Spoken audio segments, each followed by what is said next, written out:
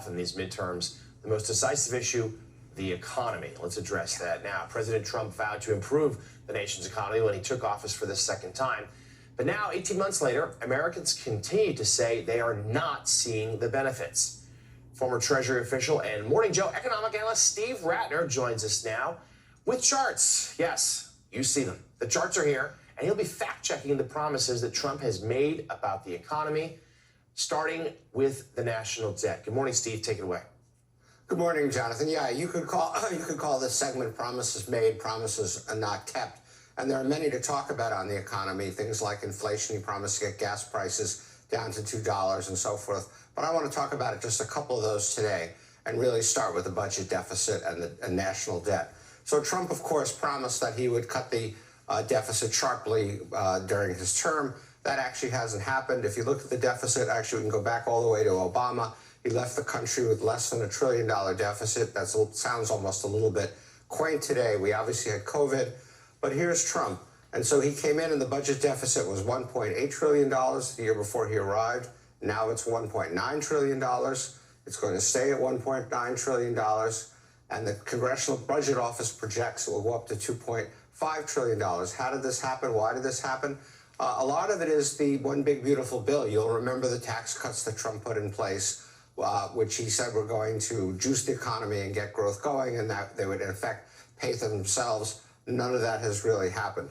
You can see that in the national debt. When you start to add these numbers to our debt, obviously the debt goes up. We just crossed 100% national debt relative to the size of the economy. That's a psychological figure, but nonetheless something people pay attention to. We are on track to hit 106% debt to GDP, which would actually surpass the World War II record. And that is going to come actually 2 years sooner than we thought it was going to come, because the Trump deficits actually are going up instead of down. And then by 2036, it could reach 120% of GDP.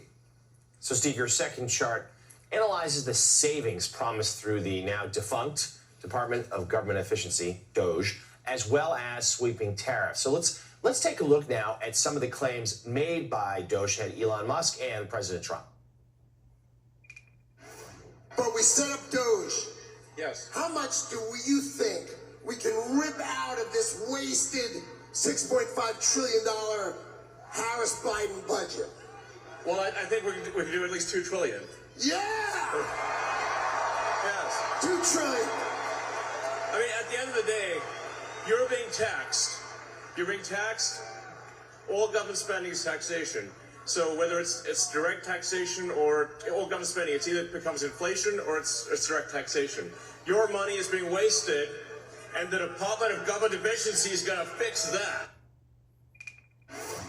As you know, we're taking in trillions of dollars from tariffs, and they've been so incredible for our country, so incredible. We're keeping our companies happy. We're keeping them solid and sane.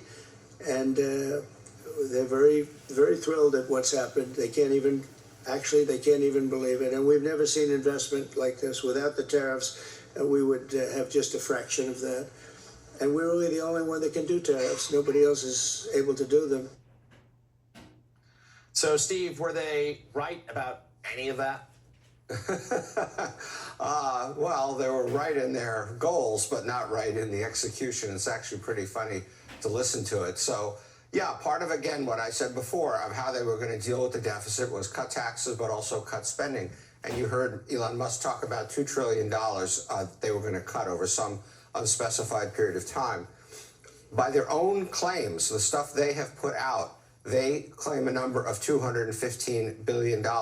However, they put up what was called a wall of receipts. They put up sort of a list of all the cuts that they had thought they had achieved. And when you actually add them up, it comes to $35 billion, plus or minus. And a bunch of private experts have tried to look at this number as well, got in the same place. So they didn't really cut spending at all in any material way. And of course, other kinds of spending continue to go up. I love the fact that Trump was talking about trillions of dollars of tariff revenue. You'll see at the peak month, it only hit $32 billion. And so this would have to go on for many, many, many months. I can't even calculate the number in my head to get to trillions of dollars. But then the Supreme Court ruled. And so what was becoming income to the federal government, helping with the deficit, suddenly has now become returning money to the people who paid those tariffs, companies, and that is actually obviously a negative for the deficit. So in fact, tariffs are on their way from not even being a positive, but potentially being a negative and helping that $1.9 trillion deficit. Elon Musk feels like a character from another lifetime there, but I suspect we'll see him in a lot of Democratic ads this fall. So, Steve, your final chart addresses Trump's claims about his ability to boost America's manufacturing industry. Let's take a look at what the president told small business owners this past May.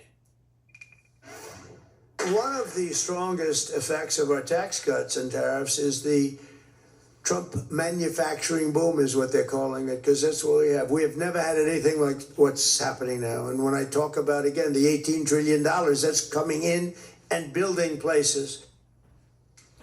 So, Steve, a lot of bravado there, but where do things actually stand among manufacturing jobs right now?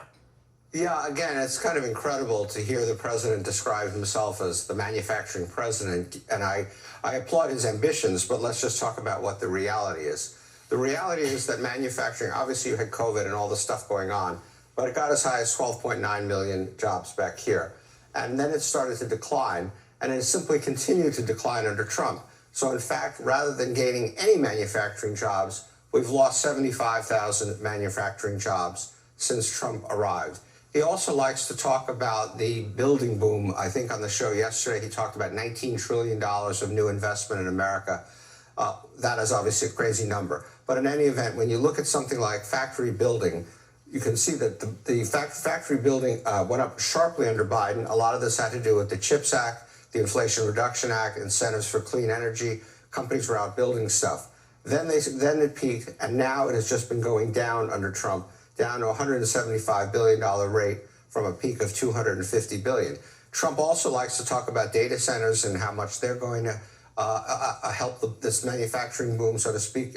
And in fact, you can see data center construction has gone up a bit. It's up to $43 billion, but not nearly enough to compensate for how much actual factory loss has been achieved. And of course, data centers employ not so many people. Factories employ a lot of people. So again, no manufacturing boom, no manufacturing renaissance evident in any of the numbers. And tariffs played a role in this. They raised the cost of steel and aluminum and discouraged businesses from building manufacturing facilities here.